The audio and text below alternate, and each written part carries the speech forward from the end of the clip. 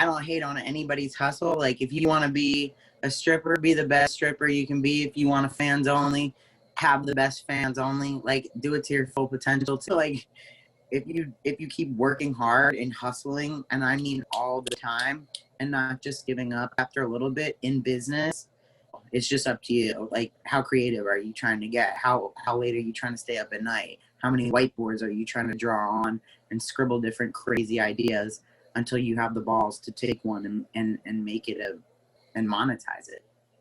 So if you're always chasing other people's ideas of beauty, you're going to be devastated constantly, and you're going to feel worthless. But the second you stop worrying about everyone else and take the time to ask yourself what you love, and what you want to look like, and then you achieve that, that's when it becomes addicting, and that's when you become powerful, because now I'm the woman that I want to be. So if you tell me that you don't like how I look, it doesn't bother me, because I'm fulfilled inside and on the outside. I like how I am. I didn't do it for you, so now that you don't like it, doesn't matter. That's powerful. Like, well, if I can do that, like, now I'm looking at the Olympia, like, I'm not just coming to show up and say that I did the Olympia. I'm coming to be competitive, and I will be competitive at the Olympia. Any anxiety I have is just making sure that I'm doing everything I can to bring my best package. If I bring my best package to the stage and I get my ass completely beat, that's okay with me. If I slacked off and didn't do my best and skipped things and cut corners and got my ass beat, that would make me really upset. People on the outside are going to think what they want about you regardless. When you win, they love you, and when you lose, they disappear. So I'm ready for that. That's why I keep a small circle of people who have been around me before and are around me when there's no cameras around and there's no trophies involved, and those are the people that I care about the most. So as long as I have that, I'm good. Well, I could rant about like gender and androgyny and all of that all day, but I mean, what makes a man and what makes a woman? We all have male and female characteristics. People are just ignorant, and when they say man and woman, they automatically think of what's between your legs, and that's not what it is.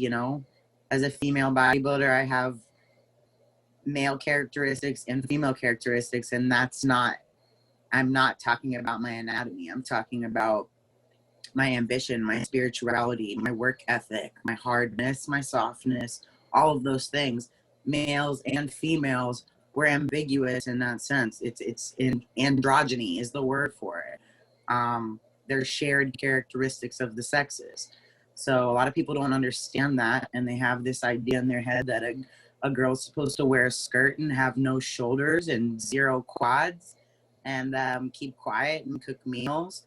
And the man's supposed to be the man and have all these muscles, and it's just not that world anymore. So the ignorant people will weed themselves out, and they can stay in their lane, or they can get educated. But either way, female bodybuilders, most of them didn't give a fuck about what those people thought when they started, and they sure don't give a fuck about it now. I just can't afford it. Like, I can't afford to be to put myself in a vulnerable position right now where I'm like emotionally involved in somebody. And, like in my head, I'm thinking like, I barely have time for myself. And right now, this is my moment where I need to utilize all of my assets and my full potential. All my energy needs to go to myself right now. So it wouldn't be fair to me to try to bring another person in when I couldn't give them my full effort. And, also things like heartbreak and people cheating and things like that. Like, I can't afford that, like, 4 weeks out from the Olympia. Like, I just can't afford it. So I trained with, like, when I first started working out, I didn't know what the hell I was doing. I would, like, go in the gym. I would go to Optimum. That was, like, the first bodybuilder gym I went to. And I would find, like, the biggest dude in the gym. And I would go up to him and ask if I could work out with him for the day. And I just trained like a savage. Like, even though I was lifting like no weight, I was like, I was like pretending I was Dorian Yates.